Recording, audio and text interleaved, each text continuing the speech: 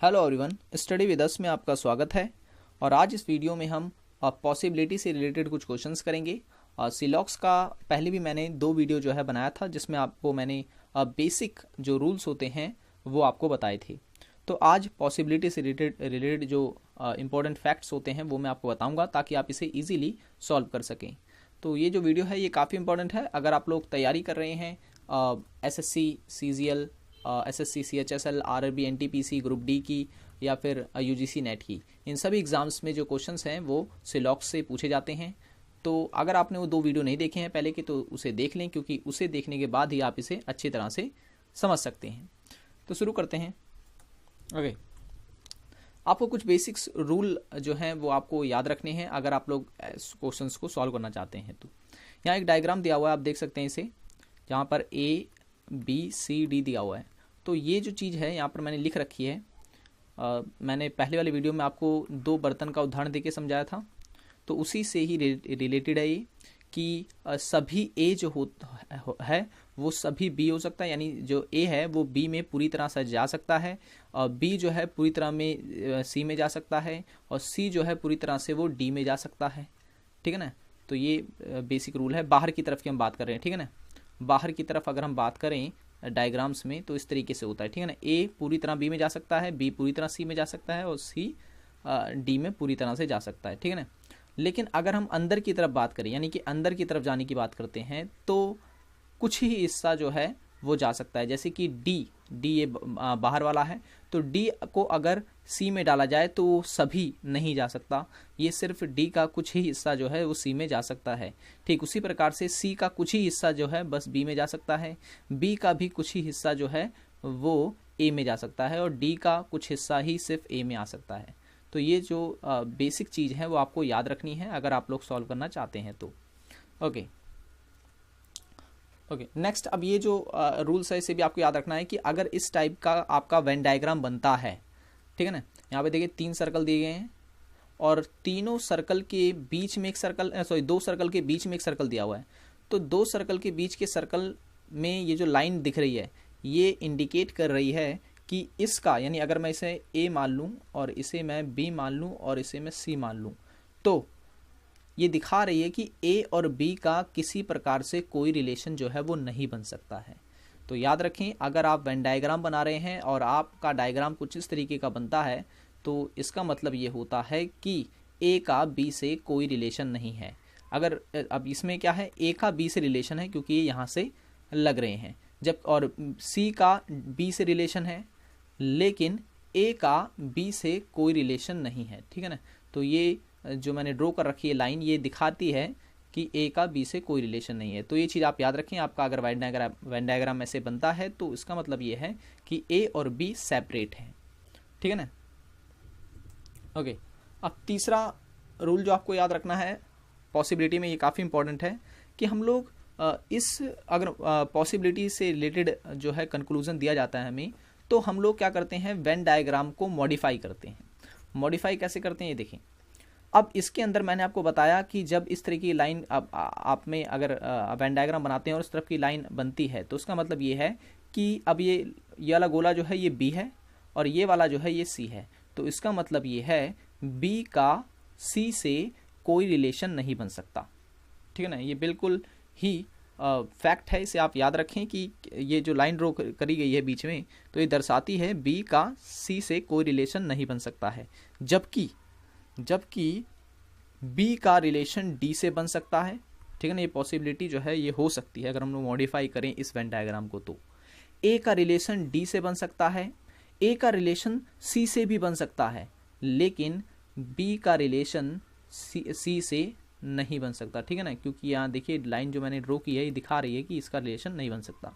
अब पॉसिबिलिटी में यही चीज़ आपको याद रखनी है, जहाँ जहाँ ये लाइन ड्रॉ, जिन 2 सर्कल्स के बीच में लाइन ड्रॉ हो जाएगी तो उसका रिलेशन नहीं बनेगा। ओके, तो अब क्वेश्चन को हम लोग सॉल्व करते हैं और देखते हैं किस तरीके से ये रूल जो है वो फॉलो होते हैं।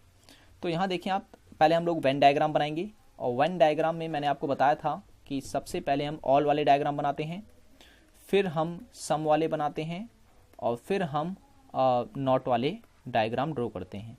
तो कह रहा है पहला statement, all girls are brave.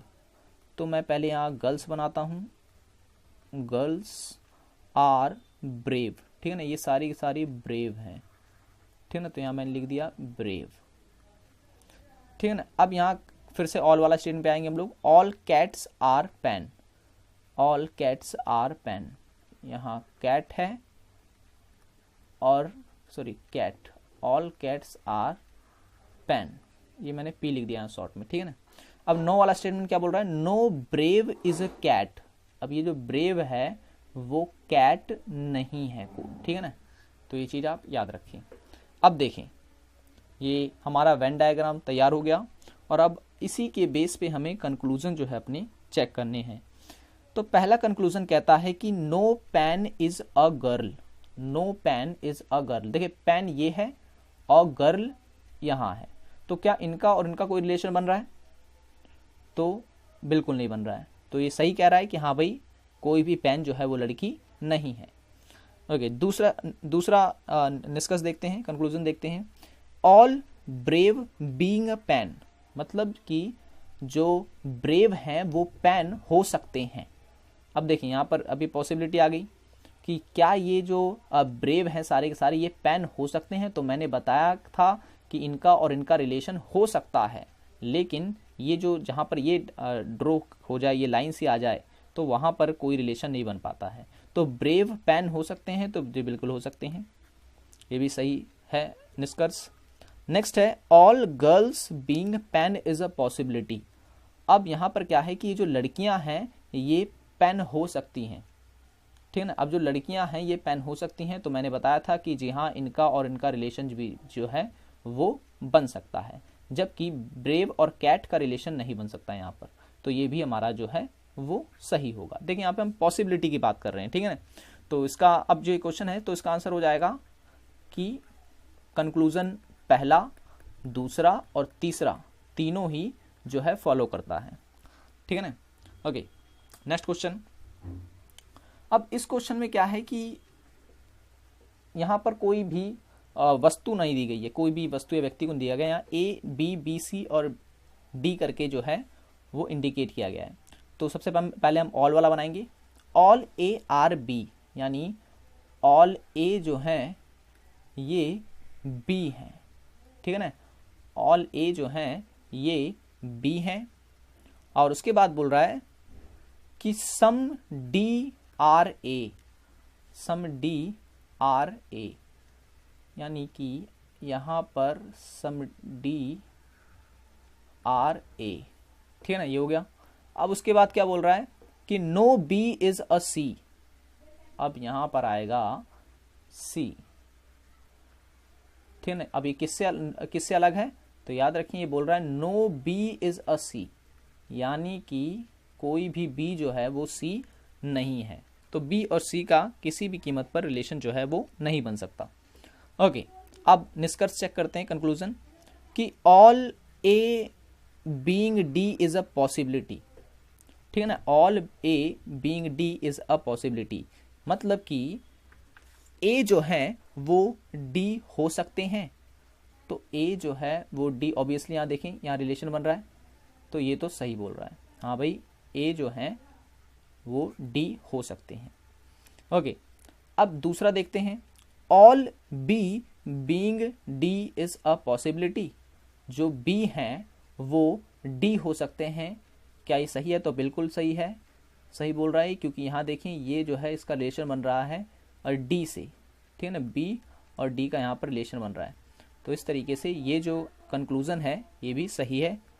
अब नेक्स्ट जो कंक्लूजन है वो ये बोलता है कि all B being C is a possibility, यानी कि जो सभी बी हैं वो सी हो सकते हैं, सभी बी जो हैं वो सी हो सकते हैं। अब यहाँ पे देखें, मैंने कहा था ना ये लाइन अगर ड्रॉ हो गई कहीं पर भी तो इसका मतलब ये है कि इसका और इसका कोई रिलेशन नहीं बन सकता, तो कंक्लूजन जो है बोल रहा है वो कि बी जो है, सभी बी जो हैं वो सी हो सकते हैं, तो जी ये गलत बोल रहा है, क्योंकि ऐसा नहीं हो सकता। यहाँ पर जो है ये लाइन जो आगे बीच में ये इंडिकेट करती है कि बी और सी का कोई रिलेशन नहीं है, तो इस क्वेश्चन का जो आंसर हो जाएगा वो हो जाएगा कंक्लूजन पहला और दूसरा जो है फॉलो करता है, ठीक है ना। फॉलो करता है। Okay, next question. ओके, अब इस क्वेश्चन में भी कुछ वैसा ही है, तो डायग्राम ड्रॉ करते हैं पहले। All A are B, all A are B यानी सभी ए जो है बी हैं। अब बोल रहा है सम डी आर ए, बिल्कुल वैसा ही डायग्राम बन रहा है इसका भी, देखें, सम डी आर ए, ये हो गया डी। और बोल रहा है नो बी इज अ सी, ये जो बी है ये बिल्कुल अलग है किससे, सी से, ठीक है ना, बिल्कुल वही डायग्राम है इसका, बस कंक्लूजन जो है चेंज है इसकी। ओके, अब देखते हैं कंक्लूजन क्या कहता है कि some A not being D is a possibility, मतलब कि कुछ ए जो हैं वो डी नहीं हो सकते हैं, ठीक है ना, कुछ ए जो हैं वो डी नहीं हो सकते हैं। तो देख सकते हैं आप यहाँ तो बन रहे हैं, क्योंकि ए और डी का यहाँ देखिए रिलेशन बन रहा है, तो इस तरीके से ये कंक्लूजन जो है वो गलत है, ठीक है ना। नेक्स्ट क्या कह रहा है, some B not being D is a possibility, यानी कि कुछ बी जो हैं वो डी नहीं हो सकते हैं। तो ये गलत बोल रहा है स्टेटमेंट, ये सॉरी निष्कर्ष, क्योंकि यहाँ देखें बी और डी का जो रिलेशन है यहाँ पर बन रहा है, तो ये भी गलत हो जाएगा। तो हमारा जो आंसर होगा इसका वो होगा पहला और दूसरा दोनों ही फॉलो नहीं करता है, ठीक है ना, ईदर और नॉर का केस आ जाता है इसके अंदर, ठीक है ना। तो इस तरीके से आप पॉसिबिलिटी के क्वेश्चंस को इजीली सॉल्व कर सकते हैं। ओके, तो ये था हमारा लास्ट वीडियो। एक मैं प्रैक्टिस सेट के रूप में लेके आऊँगा जिसमें कि सारे इंपॉर्टेंट क्वेश्चन जो होंगे वो मैं कवर कराऊंगा और रिवीजन कराऊंगा, और इसके बाद जो हम टॉपिक चालू करने वाले हैं वो वेन डायग्राम के ऊपर होंगे, और वो भी काफ़ी इंपॉर्टेंट है, सभी एग्जाम्स में जो है क्वेश्चन वहाँ से पूछे जाते हैं। So thanks for watching this video.